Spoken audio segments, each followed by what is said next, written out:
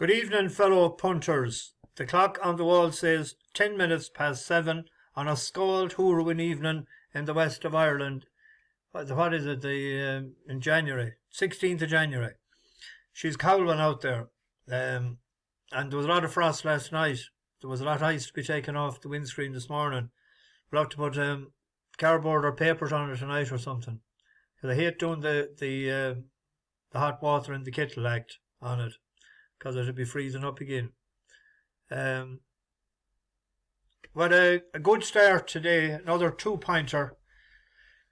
We're doing fairly well on the two-pointers lately. It's a good few got in. Verdant Place. I was watching it on the phone on my way to pick up the kids, and you can see the betting in running. And coming to the last, I said, "Jez, we're in business here." And the next thing I seen him going out to 3-1. So they'd be 4 or 5 seconds ahead. So I thought he must have fell or something at the last. But they must be watching something that was coming from behind. But he's a lazy old sort. I said last night, I'm a bit worried about the step back and trip from 2-6 to 2-4. But I was more concerned about the handbrake. But the handbrake was in the off position when the money was down. That'll go in again to step it up and trip. He won't go up that much, maybe 7 or 8 pound, I'd say. And Mallow Appeal gambled on 9s into, I think it went off 4-1 favourite or 7-2 or something. Ran into one. It was one I couldn't have looked at at all, back from fences, like a few of them as well. But we got each made money and a profit. And the other one then, that's gone. There's a place for that now, it's under a cart. 130,000 they paid for that after finishing second in a bumper in Ireland. So they'll get no return on that money. And then the last one, took on the favourite, but didn't take it on with my tracker horse, Solent Getaway. I had that primed for the third run back for the next run.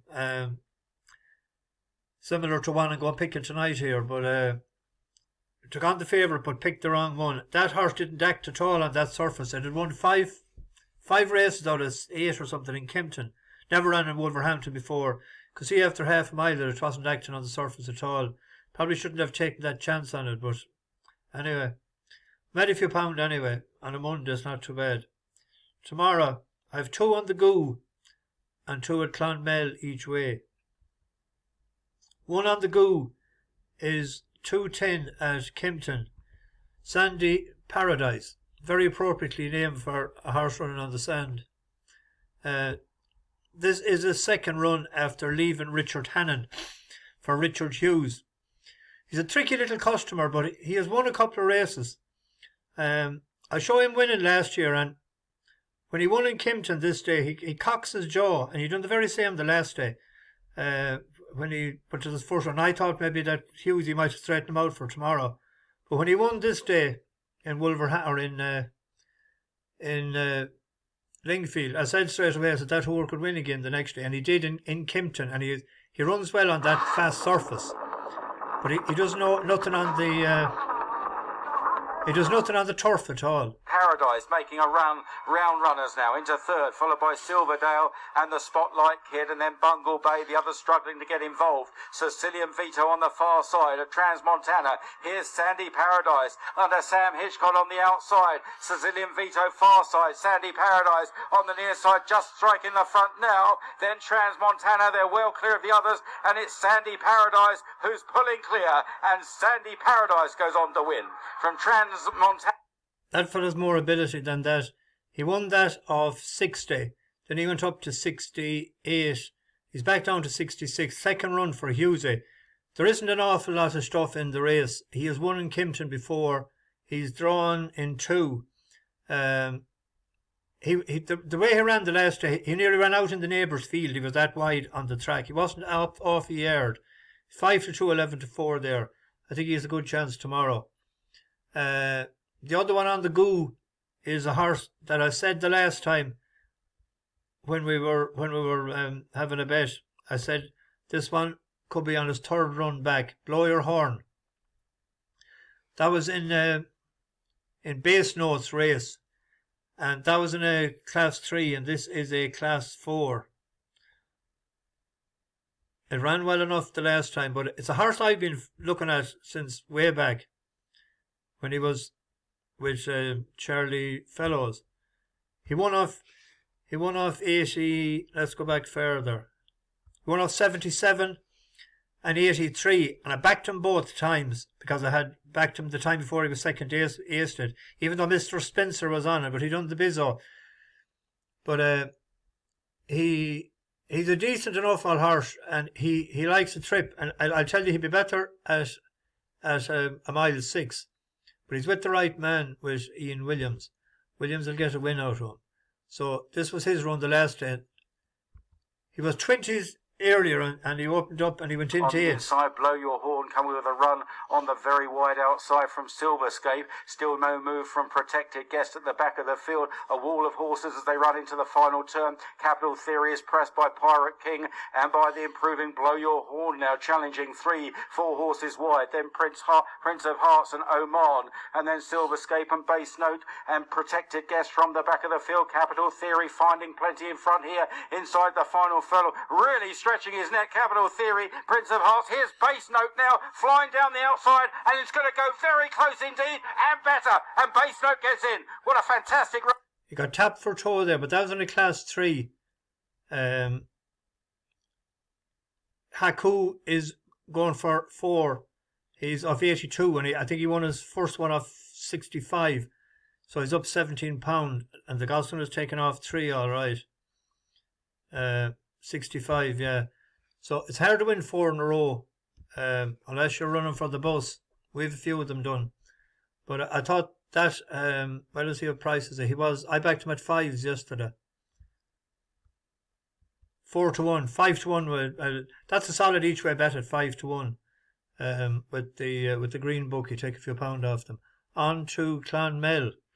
There's 2 horses here that I've been waiting for to run. One of them is Gwan Tadhg. There's a race in this one, or 2. Not too busy the last couple of times, and ran well enough. There was a good few pound from the last time, but he was 6th. But that was 2.5 mile, and back to 2 mile, because he had ran the time before over 2 mile in Navan, and he caught my eye. And then the last time, I think it's just a bit too far from, so back to 2 mile, and if they go for it, I think O'Keefe is on. Rachel Blackmore was on. I don't like Rachel over hurdles. I think that's worth a bet tomorrow. And then similar sort of a profile horse in this one here is a 2 miles 3 Roly Bowley Boy for Kieran Murphy. I think this is an each way chance as well. 6 to 1 there. First run in a handicap hurl the last time. Wasn't too busy, was only beaten 4 lengths. If you want to look back at the video of that race, I think that's an each way play as well tomorrow. Again, I wouldn't like to see going out to 10 or 12 to 1. And there's a buzz horse running tomorrow. I was sweet on this the last day, Bear Gills, and it ran terrible. But it could have been the distance, perhaps. I don't know. But and the form of the yard wasn't that hectic at the time. But this had won 3 in a row before finishing 4th to Bob Ollinger in the Ballymore into 21. Didn't run then for about a year and a half over fences, and put it in a listed race first time out. There's a lot of money for it, went off giant favourite, but was 3rd. So I thought the runner bring it on the last day, but it ran terrible. Now it was up 2.5 furlongs in trip. Is it that he didn't stay to bringing him back in distance? He was 6 to 4 earlier. 11 to 8, 6 to 5. You'd imagine that Prevaricate, that's first run for Venetia Williams after leaving Gordon Elliott. I don't think it has ran for 10 months. And if Bear Gills isn't winning tomorrow, it's gone, you'd imagine. Don Levant, that's a 10-year-old, was well bet the last day. It was a decent horse a couple of years ago, but Bear gilded an 8-year-old, and it's down 2 pounds from its last day. It was 140, I think, the last day, and it was 142 prior to that. So that's about it. We'll sing a bit of a song for you. Way up in the north in old Tyrone, there's a pretty little girl I call my own. She's the sweetest rose Ireland's ever grown. And sure as the moon and stars above, I'm falling head over heels in love with the pretty little girl from Omagh in the county of Tyrone. There's cute little girls in old Strabane, they're just as pretty in Monaghan. This to every roving eye is known. But I guess that I'd be out of bounds, 'cause they're between the northern towns of the pretty little girl from Omagh in the county of Tyrone. Oh, she wears my ring and she tells her friends she's gonna marry me. Best of all, she tells them all she's happy as can be. Oh, looky me. Well, I don't know what she's done to me, there's nothing else my eyes can see. My pretty little girl from Omagh in the county of Tyrone. 'Twas down on the south in old Tramore, I recall the yellow dress she wore. She strolled along the shore there all alone. But I guess it was my lucky day when she came there on holiday. My pretty little girl from Omagh in the county of Tyrone. Oh, she wears my ring and she tells her friends she's gonna marry me. Best of all, she tells them all she's happy as can be. Oh, looky me. Oh dear, I'm powdered after that. I'm absolutely powdered. That's another one. That's Tyrone gone out of the equation. I think I have 6 or 7 counties left. I have Louth and Laois and Carlow and Longford and Mayo and Antrim. I think they're the ones I have left, so I have to try and get them out of the way in the not too distant future. For some people that's new, I'm singing a song for every county in Ireland, and then we'll go across the pond after that. Bash the bookies, over and out.